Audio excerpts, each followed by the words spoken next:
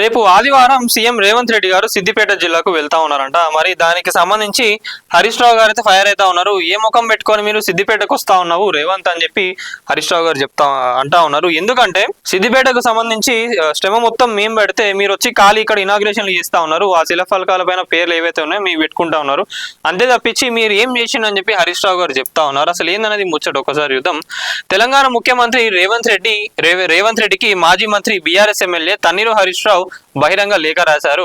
CM Revanth రేపు ఆదివారం సిద్దిపేట పర్యటన నేపథ్యంలో పలు ప్రశ్నలు సంధిస్తూ లేఖ విడుదల చేశారు. రేపు సిద్దిపేట నియోజకవర్గానికి చేసిన ద్రోహం, నిధుల రద్దుపై ముఖ్యమంత్రిని వివరణ ఇవ్వాలని చెప్పి డిమాండ్ చేసిండ్రు హరీష్ రావు గారు. రేవంత్ ప్రారంభించబోయే అభివృద్ధి పనులలో ఏ ఒక్కటి కూడా కాంగ్రెస్ ఇచ్చింది లేదు. అవన్నీ బీఆర్ఎస్ హయాంలో మేము నిర్మించుకునేవి, మేము ఫండ్స్ ఇచ్చి మేము వాటిని మంచిగా చేసుకునేవి, అవన్నీ మేము చేసినాయి. అంతే తప్పించి మీరేం చేయలేదు. మీరు ఖాళీ ఇక్కడికి వచ్చి మీ పేర్లు వేసుకొని మీరు ఇనాగ్రేట్ చేస్తా ఉన్నారు అంతే. కానీ మీరు సిద్దిపేటకు మోసం చేసిండ్రు. మరి సిద్దిపేటకు రావాల్సిన ఫండ్స్ ఏవైతే ఉన్నాయో అవి కూడా ఇస్తలేవు అని చెప్పి హరీష్ రావు గారు అయితే చెప్పడం జరిగినది. ఇంకా ఇవ్వనే కాదు, ఇక్కడ మేము నిర్మించుకున్న జైళ్లు కానివ్వండి, హాస్పిటల్స్ కానివ్వండి, డ్రగ్ స్టోర్ కానివ్వండి, ఆయుష్ ఆసుపత్రులు, ఇవన్నీ కూడా నేను ఆరోగ్య శాఖ మంత్రిగా ఉన్నప్పుడే మంజూరు చేసినాయి. అవన్నీ కూడా వీటికి మీరు శిలాఫలకం వేసుకొని ప్రారంభిస్తున్నారు. ఇందులో మీరు చేసింది ఏమీ లేదు. మేము ఆలయాలు, విద్యాలయాలు, రిజర్వాయర్లు, జైళ్లు నిర్మించాం. 78 కోట్లతో 30 ఎకరాలలో జిల్లా జైలు నిర్మించినము, కట్టించింది మేము. శిలాఫలకం మీద మీరు పేరు వేసుకుంటున్నారని చెప్పి హరీష్ రావు గారు చెప్తా ఉన్నారు. సరే మీరు వేసుకున్నా నాకేం ఈడ్చలేదు, కానీ శ్రమ ఎవరిది, శిలాఫలకం ఎవరిది? కనబడిన ప్రతి దేవుడి మీద ఒట్టు పెట్టి రుణమాఫీ అని చెప్పిండ్రు. అది ఇప్పటికీ కాలేదు. సిద్దిపేట జిల్లాలో 22,000 మంది రైతులకు 300 కోట్ల రుణమాఫీ పెండింగ్ లోనే ఉన్నది. ఇంకా నర్మెట్టలోని 350 మంది రైతులకు రుణమాఫీ కాలేదు.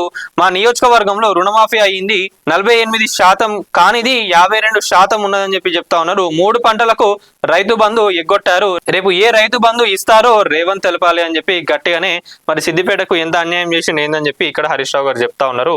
మరి ఓవరాల్ గా అయితే గత బీఆర్ఎస్ ప్రభుత్వంలో ఉన్నప్పుడు, అంటే సిద్దిపేట గురించి కాదు, వేరే జిల్లాలో కూడా అక్కడున్న ఎమ్మెల్యేలు ఏంటంటే కొన్ని తప్పులు చేసిండ్రు. వాస్తవంగా బీఆర్ఎస్ ప్రభుత్వం ఉన్నప్పుడు ఏవేవైతే వాళ్ళు నిర్మించినారు, కానీ ఇనాగ్రేషన్ ఏదైతే ఉందో దాన్ని కొంచెం డీలే చేసుకున్నారు. మరి ఆ కారణాలు ఏందనేది పక్కకు పెట్టుకుంటే దాన్ని ఏం చేస్తున్నారు ఇప్పుడు కాంగ్రెస్ నాయకులు అందరూ కూడా, ఎక్కడ చూసుకున్నా కూడా వాళ్ళు ఏం చేస్తున్నారు, ఇప్పుడు వాళ్ళు ఇనాగ్రేట్ చేస్తా ఉన్నారు. వాళ్ళు కట్టింది బీఆర్ఎస్, అప్పుడున్న బీఆర్ఎస్ ప్రభుత్వం ఏదైతే ఉందో కట్టింది, కానీ వాళ్ళు కరెక్ట్ గా ఓపెనింగ్ చేసుకోలేకపోయారు, కరెక్ట్ గా దాన్ని వాడుకోలేకపోయారు.